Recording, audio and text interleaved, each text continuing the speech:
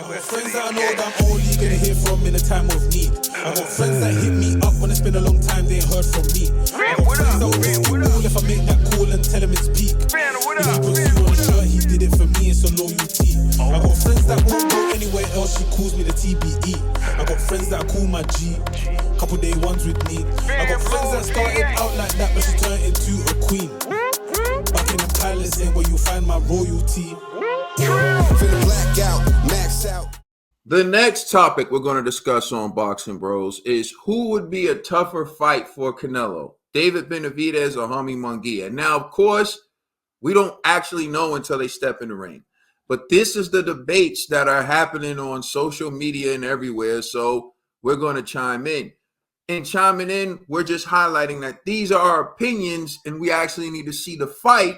And the people on social media should actually want to see the fight instead of saying who would be tougher. I'm going to turn it over to you, Trill Dollar Bill. Just based on what you've seen and in your opinion, who do you think would be a tougher fight for Canelo? I just feel like Benavidez got more skill than Munguia. That's it. Size, they both got size. They both got that, hit you with a whole bunch of punches, that accumulation of punches and, what I'm saying, the wear you down type style. I just feel like Benavidez possesses a little something extra in fundamentals. But, yeah, I don't see that's it. I just see like Benavidez got a little bit more fundamentals. That's it. All right, TBE.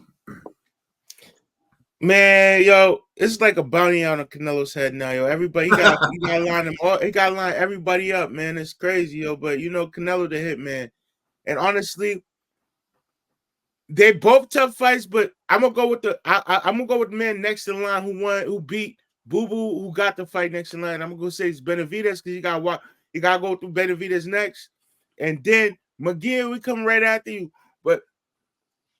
Are they ready for Canelo? Are they trained, or do they know what they're going up against? It's like, what was it? It's like, what was the Beowulf? Where it was like, yo, that monster, you gotta go slay that monster, but so many people tried and they can't. Canelo's that monster. So I'm not worried about either of these fighters, but they are tough fights. They're both talented and skilled, and they next up in boxing, but. It's Canelo, man. It's the face of boxing. To take the face of boxing, you gotta take the face of boxing. Like you really gotta take this game. You gotta be the mini face god, right? Right, seriously. What up, Kaden? I said you gotta be the mini face god. Yeah, you gotta take yourself seriously. Like everybody paraded Bivol beat Canelo, yo. We all saw what happened, yo. And that's why Bivol ain't been doing nothing since. Because honestly, the boy's scared. I feel like he's scared. He's scared to go fight. Better be. He's scared to move up and do anything in the division. Because now you got the W, but you ain't done nothing after it. You ain't really like make no noise. So these fighters, y'all, if y'all want to y'all got this. If you got the chance to fight Canelo, take your shot. Don't miss. Because I promise you, you're gonna be. It's gonna be a bad moment for you in this sport because we not worried about you no more. You've been barking, you've been all them dudes saying the man's name, you've been calling the boogeyman, and you ain't the boogeyman slayer. That's all. Yeah. Again, it's tough, but it's not even tough, really. Honestly, I think it's Benavidez. And again, we're going off of our own personal opinion. The reason why I think it's Benavidez is because I'm looking at the caliber of fighter that Benavidez has beaten. And you look at Demetrius Andrade, for example. Munguia was Demetrius Andrade's mandatory, and he never petitioned to fight Demetrius Andrade. And I feel like there's a reason for that. He didn't want to deal with a slick boxer, awkward boxer. He didn't want to deal with someone with the athleticism as Demetrius Andrade. He didn't want to take that risk. And then there's a Caleb Plant. And if you look at David Benavidez has shown he can compete against a multitude of styles. He showed he can get and catch the slick boxer in Caleb Plant. He showed he can deal with the awkward southpaw switcher style of Demetrius Andrade. So you got to give it to David Benavidez. Now, that's not to say that David Benavidez caught Caleb Plant and Demetrius Andrade at the absolute peak, but I think he caught them closer to their peak than homie Munguia caught John Ryder last night.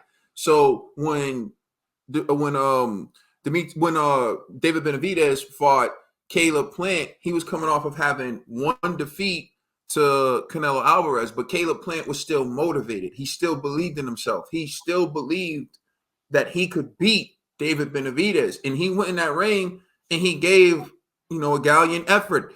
When David Benavidez fought Demetrius Andrade was still undefeated. He was moving up in weight. He believed his boxing ability was better than David Benavidez.